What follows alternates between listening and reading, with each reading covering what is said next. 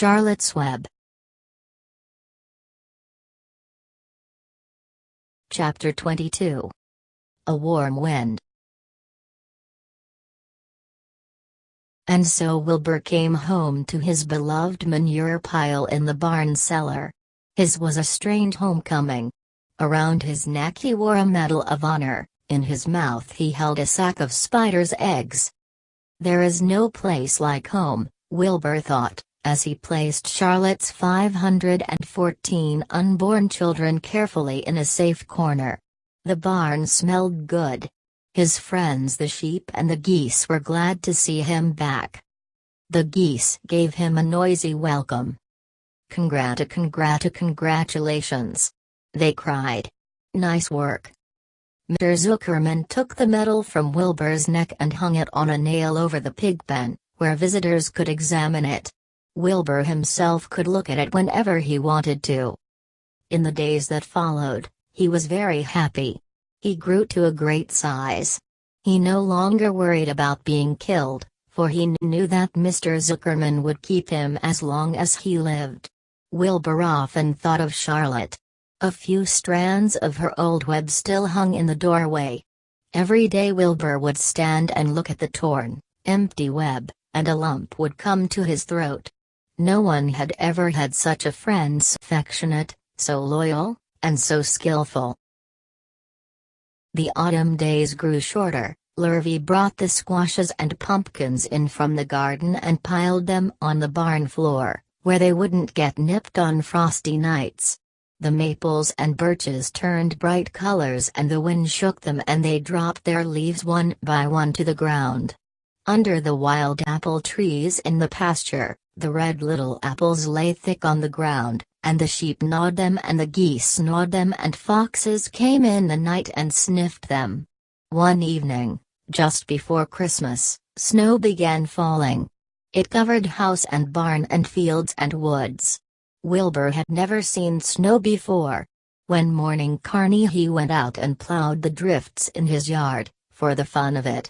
Fern and Avery arrived, dragging a sled. They coasted down the lane and out onto the frozen pond in the pasture. Coasting is the most fun there is, said Avery. The most fun there is, retorted Fern, is when the Ferris wheel stops and Henry and I are in the top car and Henry makes the car swing and we can see everything for miles and miles and miles. Goodness, are you still thinking about that whole Ferris wheel? Said Avery in disgust. The fair was weeks and weeks ago. I think about it all the time, said Fern, picking snow from her ear. After Christmas the thermometer dropped to 10 below zero. Cold settled on the world. The pasture was bleak and frozen. The cows stayed in the barn all the time now, except on sunny mornings when they went out and stood in the barnyard in the lee of the straw pile. The sheep stayed near the barn, too, for protection. When they were thirsty they ate snow.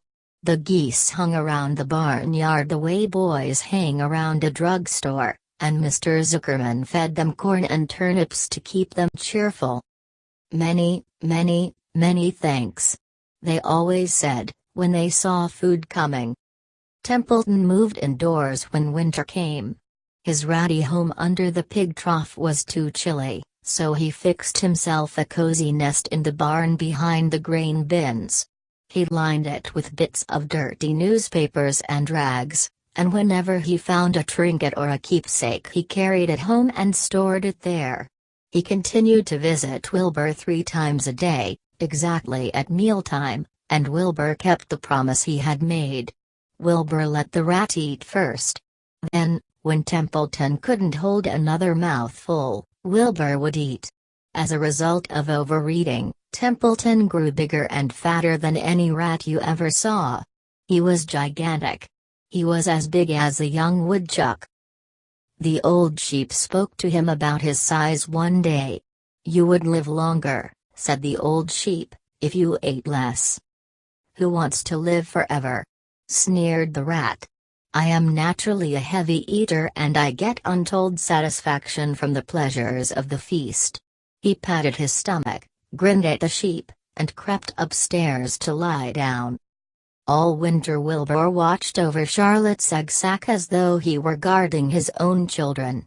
He had scooped out a special place in the manure for the sack, next to the board fence. On very cold nights he lay so that his breath would wet.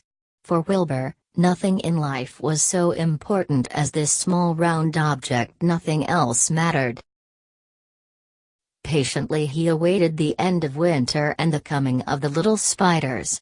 Life is always a rich and steady time when you are waiting for something to happen or to hatch. The winter ended at last. "I heard the frogs today," said the old sheep one evening. "Listen. You can hear them now." Wilbur stood still and cocked his ears. From the pond, in shrill chorus, came the voices of hundreds of little frogs. "Springtime," said the old sheep, thoughtfully. "Another spring." As she walked away, Wilbur saw a new lamb following her. It was only a few hours old. The snows melted and ran away. The streams and ditches bubbled and chattered with rushing water. A sparrow with a streaky breast arrived and sang. The light strengthened, the mornings came sooner. Almost every morning there was another new lamb in the sheepfold. The goose was sitting on 9 eggs. The sky seemed wider and a warm wind blew. The last remaining strands of Charlotte's old web floated away and vanished. One fine sunny morning, after breakfast, Wilbur stood watching his precious sack. He wasn't thinking of anything much. As he stood there, he noticed something move. He stepped closer and stared. A tiny spider crawled from the sack. It was no bigger than a grain of sand, no bigger than the head of a pin.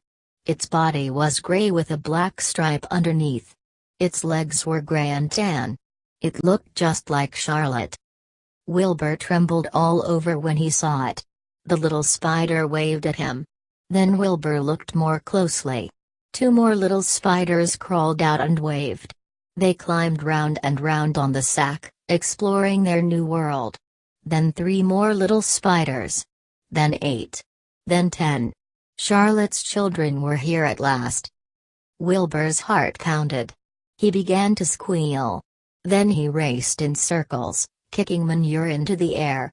Then he turned a backflip. Then he planted his front feet and came to a stop in front of Charlotte's children. "Hello, there," he said. The first spider said hello, but its voice was so small Wilbur couldn't hear it. "I am an old friend of your mother's," said Wilbur. "I'm glad to see you. Are you all right? Is everything all right?" The little spiders waved their forelegs at him. Wilbur could see by the way they acted that they were glad to see him. "Is there anything I can get you? Is there anything you need?" The young spiders just waved. For several days and several nights they crawled here and there, up and down, around and about, waving at Wilbur, trailing tiny drag lines behind them, and exploring their home. There were dozens and dozens of them. Wilbur couldn't count them, but he knew that he had a great many new friends. They grew quite rapidly. Soon each was as big as a BB shot. Spiders just waved. For several days and several nights they crawled here and there, up and down, around and about, waving at Wilbur, trailing tiny drag lines behind them, and exploring their home. There were dozens and dozens of them. Wilbur couldn't count them, but he knew that he had a great many new friends. They grew quite rapidly. Soon each was as big as a BB shot. They made tiny webs near the sack.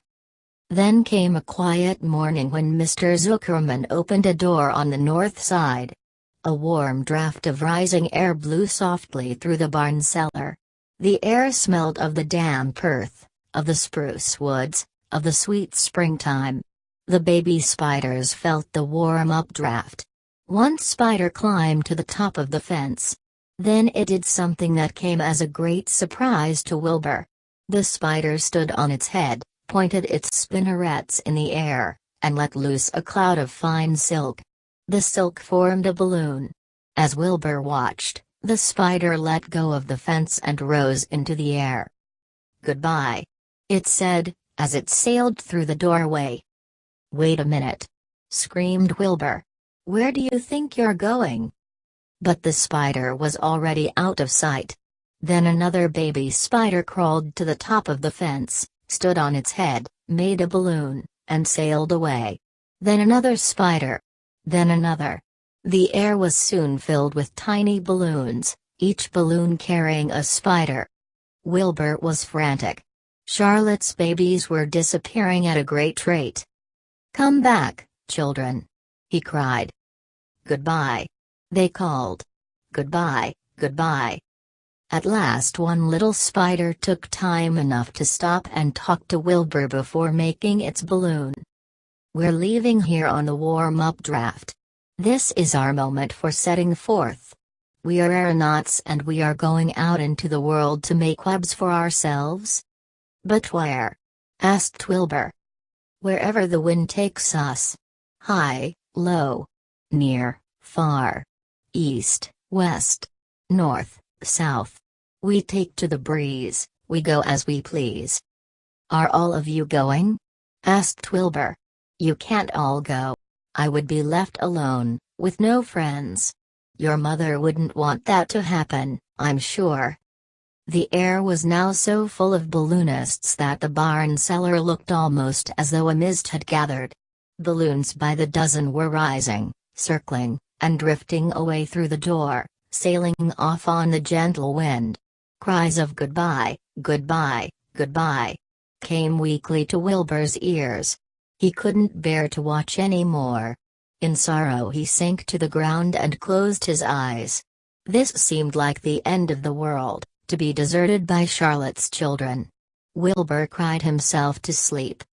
When he woke it was late afternoon. He looked at the egg sack.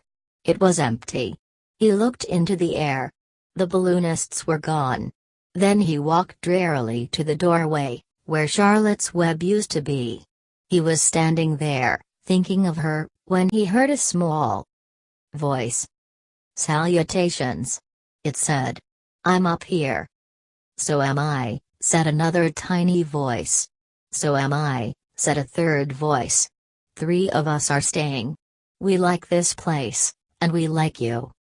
Wilbur looked up. At the top of the doorway 3 small webs were being constructed. On each web, working busily, was one of Charlotte's daughters. "Can I take this to mean," asked Wilbur, "that you have definitely decided to live here in the barn cellar, and that I am going to have 3 friends?" "You can indeed," said the spiders. "What are your names, please?" asked Wilbur, trembling with joy. "I'll tell you my name," replied the first little spider, "if you'll tell me why you are trembling." "I'm trembling with joy," said Wilbur. "Then my name is Joy," said the first spider. "What was my mother's middle initial?"